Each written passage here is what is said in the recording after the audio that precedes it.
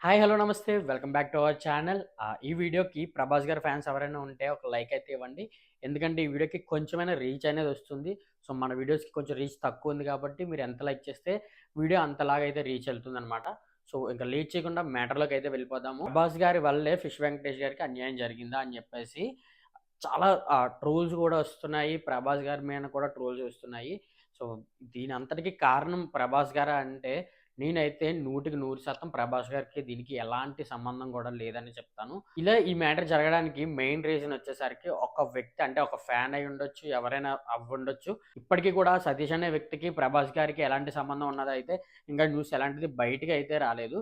కానీ ఒక న్యూస్ మాత్రం మనం స్ప్రెడ్ అవ్వడం క్లియర్‌గా చూస్తున్నాము. 'ప్రభాస్' గారు 50,00,000 అయితే ఇస్తున్నారు. 'ఫిష్ వెంకటేష్' గారికి హెల్త్ బాలేదు కదా! హాస్పిటల్‌లో ఉన్నారని చెప్పేసి 'ప్రభాస్' గారు ఇస్తున్నారన్న ఆ న్యూస్ అయితే ఏదైతే ఉందో అది చాలా వైరల్ అయింది.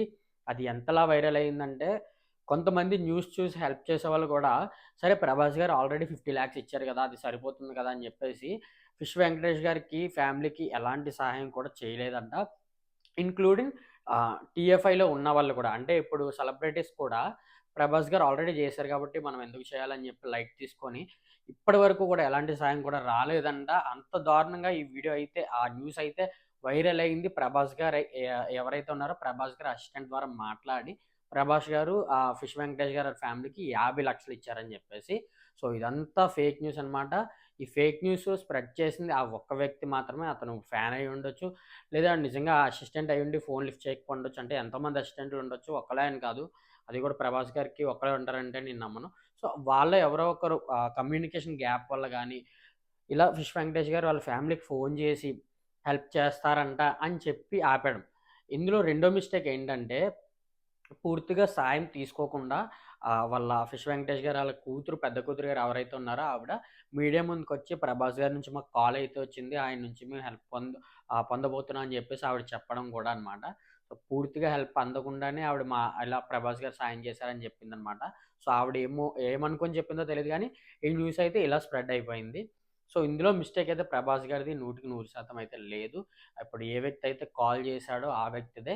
అండ్ ఇంకొకటి మెయిన్ మనం మాట్లాడుకోవాల్సిందేంటంటే, ఈ న్యూస్ వచ్చిన వెంటనే చాలామంది మీడియా ఛానెల్స్ కూడా ఇలా 'ప్రభాస్' గారు సాయం చేశారు అని చెప్పేసి వేశారు. తప్పు లేదు. సో, కాకపోతే నిజ నిజాలు తెలుసుకోకుండా వేశారు. సో, తెలిసిన తర్వాతైనా సరే వాళ్ళు ఆ ఓల్డ్ న్యూస్‌ని డిలీట్ చేయలేదు ఎక్కడా కూడా.